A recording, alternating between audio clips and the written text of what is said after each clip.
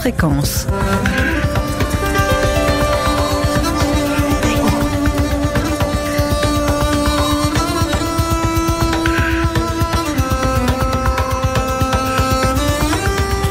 Haute fréquence, Gabriel de Sarzan.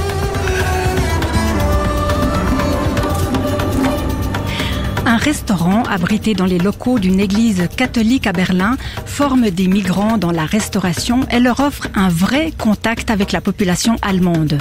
Ce lieu original s'appelle le Kreuzberger Himmel, c'est-à-dire le ciel de Kreuzberg. On avait réfléchi à l'époque comment appeler ce restaurant. Le quartier s'appelle Kreuzberg et le ciel, ça nous est venu parce qu'en tant que chrétiens, on a aussi affaire, espérons-le, avec le ciel. On voulait aussi suggérer qu'avec nos plats, nous pouvions être au ciel. Et le ciel aussi parce qu'il se déploie sur tous les hommes et qu'il nous réunit tous. Oliver Cornelius à l'instant, le prêtre catholique de l'église qui abrite dans ses locaux ce restaurant aux saveurs multiples.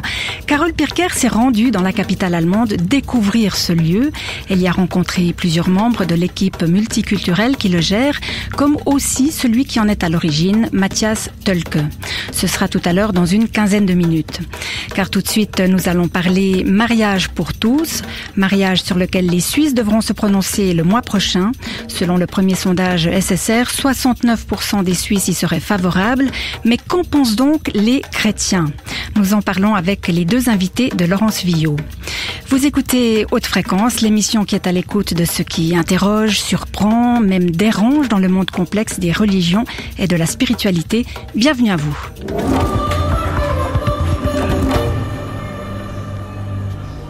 Laurence Villot, bonsoir. Bonsoir Gabriel. Le 26 septembre, les Suisses devront se prononcer sur le mariage pour tous. Alors, il s'agit d'une votation sur le mariage civil, mais quand on parle de mariage, eh bien, les églises ne sont jamais très loin. Oui, Gabriel, actuellement en Suisse, le mariage civil n'est possible qu'entre un homme et une femme. Les couples de même sexe ont seulement la possibilité de conclure un partenariat enregistré. Et ce partenariat n'offre pas les mêmes droits que le mariage civil? Non, sur le plan juridique, il y a des différences. Par exemple, la naturalisation facilitée, l'adoption conjointe ainsi que la PMA, donc la procréation médicalement assistée, restent interdites aux couples de même sexe. Et donc, pour donner les mêmes droits tant aux couples hétérosexuels qu'aux couples homosexuels, le Conseil fédéral et le Parlement ont décidé d'ouvrir le mariage civil aux couples de même sexe. Mais un référendum a été lancé contre ce projet. Oui, un référendum porté par la droite conservatrice, c'est-à-dire par un comité qui rassemble des membres de l'UDF, de l'UDC, du PEV et du PDC. Et ce référendum a recueilli 61 000 signatures. Et ce comité référendaire défend le mariage comme l'union d'un homme et d'une femme. Et comment alors se positionnent les églises? Eh bien, au niveau des institutions, du côté des réformés, l'Église évangélique réformée de Suisse est pour. Elle s'était d'ailleurs déjà prononcée en faveur de l'ouverture du mariage civil aux couples de même sexe en novembre 2019. Les catholiques chrétiens sont également pour. Par contre, le réseau évangélique suisse y est opposé, de même que la conférence des évêques de Suisse, c'est-à-dire donc les catholiques romains. Quels sont les arguments religieux pour se positionner sur cette question? Du côté des opposants, on entend souvent comme argument la défense du modèle traditionnel du couple, de la famille. Et du côté des partisans, c'est l'égalité des droits qui est mise en avant. Alors, pour en parler et pour comprendre les différentes positions chrétiennes, on accueille tout de suite deux invités. La pasteure de l'église réformée neuchâteloise, Nicole Rochat. Nicole Rochat qui est aussi thérapeute de couple et sexologue. Bonsoir. Bonsoir. Et comme deuxième invité, nous accueillons Marc Fru, membre de l'UDF, donc l'Union démocratique fédérale, et membre du comité qui a lancé le référendum contre ce changement de loi. Bonsoir. Bonsoir. Une première question peut-être à vous, Marc Fru. On entend souvent de la part des opposants au mariage pour tous, on l'a dit, qu'il faut préserver un certain modèle traditionnel de famille. Mais c'est quoi ce modèle? De quoi est-ce qu'on parle là? Je crois que le mariage a existé déjà bien avant le droit suisse. Donc, le droit suisse a pris la question du mariage en 1848 dans la Constitution fédérale, mais le mariage existe depuis 4000 ans. Donc, ce n'est pas une modification du code fédéral, de la Constitution, des lois fédérales qui doit être changée, nous devons rester fidèles à ce qui a été fait depuis des millénaires.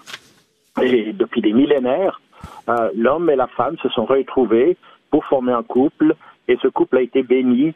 Les premiers textes de la Bible, le premier chapitre, parle de ce que l'homme était seul, et Dieu a vu que c'était pas bon, il lui créa la femme, il vit que c'était bien, et il les bénit. Nicole Rochat. Le texte dont parle Marc Fru ne parle pas de mariage civil, il faut le préciser, il parle d'union entre deux personnes, entre un homme et une femme, et au fond, le mariage en soi est apparu beaucoup plus tardivement. Jésus lui-même n'a pas béni de couple et il n'a envoyé personne pour marier qui que ce soit. Au contraire, dans les premiers siècles, comme le plaisir sexuel était mal vu, les prêtres s'éloignaient des cérémonies de mariage comme étant plutôt vraiment quelque chose de sale à leurs yeux. Donc le mariage tel qu'on le connaît actuellement, c'est au fond une convention sociale qui s'est développée au cours des siècles, qui a sa valeur, et je trouve intéressant de pouvoir aujourd'hui permettre à des couples de même sexe de bénéficier du même droit que les couples hétérosexuels, parce que cela dit quelque chose de la valeur de leur couple, de la valeur de leur amour, et s'ils ont envie de s'engager sur la durée, c'est une manière de reconnaître qu'ils ont ce même droit et que leur amour a autant de valeur et qu'il est aussi précieux aux yeux de Dieu. Et que moi, je suis comme un petit peu étonné d'entendre ça de la part d'une pasteur, parce que nous avons toute la généalogie de Jésus. Depuis sa naissance, ça s'est toujours passé par des couples. On a la généalogie par le papa, on a la généalogie par la maman. Jésus, il a grandi dans une famille parce que c'était la structure tout à fait normale de la communauté israélite et aussi de la communauté humaine au travers de tous les temps. Je peux sortir complètement de la Bible, on peut prendre Platon. Même Platon, il en parle, cette question de la famille. Et c'est 400 ans avant Jésus-Christ. Dire que c'est quelque chose de nouveau, d'inventé, je tombe des nues. Peut-être sur cette question d'évolution de la société, est-ce que l'Église, les chrétiens ne doivent pas être en phase avec une société qui change? Écoutez, le terme de mariage civil, déjà, c'est faux. Parce que le mariage, vu que c'est venu du spirituel, et au travers de tous les temps, même si vous prenez l'histoire des rois de France, etc., on voit toujours cette notion du mariage. Elle a imprégné la littérature historique, spirituelle. Là, je crois que c'est d'une manière très... C'est pas juste de dire que le mariage a une origine spirituelle, parce que précisément, le mariage civil a été institué pour permettre la succession et pouvoir déterminer les enfants légitimes en vue des héritages. Mais c'est pas du tout religieux, donc il faut pas... Je crois que le gros problème, c'est qu'on est les héritiers d'une vision faussée du mariage, et certaines églises en ont fait même un sacrement, c'est dire combien on est parti là sur des roues un petit peu, où on a en effet eu cette tendance à rendre le mariage comme un rite totalement religieux, alors qu'à la base, ça l'est pas. Une autre question, oui. Nicole Rochat. Le christianisme revendique l'accueil inconditionnel de chacun. Est-ce que cette proposition de loi, finalement, n'est pas profondément chrétienne? Alors, tout à fait. C'est vrai que Jésus résume tous les commandements en disant « Tu aimeras le Seigneur ton Dieu de tout ton cœur, de tout ce que tu es, et ton prochain comme toi-même. » Et notre premier prochain, c'est notre conjoint. Et quelque part, nous sommes appelés à nous aimer à l'intérieur du couple d'une manière toute particulière, et puis à aimer aussi les personnes qui sont différentes de nous, et aimer les personnes homosensibles. Elles méritent tout autant que les autres d'être aimées et accueillies au sein de nos familles, au sein de nos églises aussi. Marc Fru, sur cette même question? Eh bien, je suis tout à fait d'accord avec l'amour du prochain. Alors, le prochain, c'est l'enfant que je vais mettre au monde. Et je pense que c'est absolument une hérésie, un couple homosexuel qui met un enfant au monde, un enfant qui est atrophié d'un besoin fondamental, celui d'un père, celui d'avoir des racines, celui de connaître ses ancêtres, sa famille, en permettant la PMA pour lesbiennes. Je pense que c'est simplement le fait parce qu'on ignore le besoin fondamental de l'enfant qui viendra. Nicole Rochat, peut-être... Personnellement, je crois que c'est vraiment...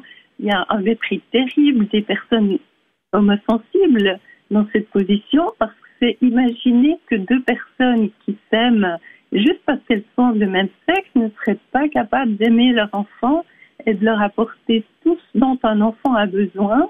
Actuellement, on a des familles tellement différentes, des familles monoparentales, des familles recomposées. On voit que, quelque part, Dieu peut bénir ses enfants. Et moi, j'ai aucun doute que deux personnes de même sexe peuvent apporter tous. Je regrette que vous n'ayez aucun doute, Madame Rochat. Attendez, ça dépend tellement de l'environnement social. Si on fait peser sur ces enfants l'idée comme quoi il leur manque quelque chose, alors c'est sûr qu'ils vont grandir avec cette impression-là. Si au contraire on leur dit mais au fond tu as tout ce qu'il te faut parce que tu as des parents aimants, ils vont être comblés. Et je crois que voilà, on a encore à travailler sur les mentalités pour que ces couples de même sexe puissent être pleinement acceptés et leurs enfants aussi, et pas qu'ils soient moqués dans les cours de récréation et comme ça. Marc Fru, j'aimerais vous poser encore une question. Selon vous, quel impact le résultat de cette votation aura sur les communautés religieuses ? Nous le voyons déjà maintenant qu'il y a un très fort impact qui amène plutôt la division, et je trouve que c'est dommage que sur la chose la plus belle que Dieu a faite, la création, entre chrétiens, on soit divisés. Et puis j'aimerais relever une chose, dans la Déclaration universelle des droits de l'homme, il est dit qu'à partir de l'âge nubile, l'homme et la femme ont le droit de se marier et de fonder une famille, et que la famille est l'élément naturel et fondamental de la société, et qu'il a droit à une protection de la société et de l'État. Donc on est dans la mondialisation. En Suisse, on veut essayer de faire un petit truc là, quelque chose de particulier, où des gens se disent prétérité, alors que la Charte des Nations Unies, la Déclaration universelle des droits de l'homme, même certaines lois du Conseil de l'Europe déclarent clairement qu'est-ce que la famille et comment elle doit être. Je pense que c'est vraiment aussi un devoir religieux et spirituel de rester unis avec le monde entier, parce que si on va en Polynésie française, on voit un mariage, c'est entre un homme et une femme. Que j'aille à Madagascar ou en Afrique, au Mexique, c'est un homme et une femme.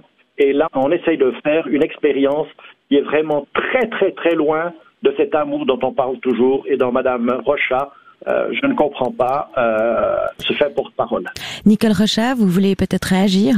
Pour moi, disons, je pense que cette votation aura un impact très favorable sur la possibilité d'accueillir les personnes de même genre dans les communautés religieuses, mais aussi plus largement dans la société, pour que ces personnes soient moins critiquées, marginalisées, jugées. Et donc je pense que c'est très favorable. Maintenant, bien sûr, certaines églises pour qui le mariage n'est pas un sacrement, elles vont probablement évoluer pour la plupart vers la bénédiction de ces couples de même sexe, vu que ces églises bénissent un mariage qui a déjà été célébré au civil, dans les églises réformées et évangéliques. Voilà, c'est le mariage civil qui compte. Donc, si la société marie des couples de même genre, toujours plus une évidence que voilà, ces personnes ont le droit de recevoir la bénédiction de Dieu et qu'on peut s'unir pour les bénir. Voilà, vous avez manifestement deux avis très tranchés sur la question. Merci beaucoup d'avoir accepté d'en discuter quelques minutes avec nous. Nicole Rochat, je rappelle que vous êtes pasteur dans l'église réformée neuchâteloise et thérapeute de couple. Vous avez aussi publié un livre intitulé « Homosensibilité et foi chrétienne ». Marc Fru, vous faites, vous, partie de l'UDF et du comité référendaire contre le mariage pour tous. Et vous êtes aussi éducateur social. Merci à tous les deux et belle suite de soirée. Au revoir. Au revoir, merci.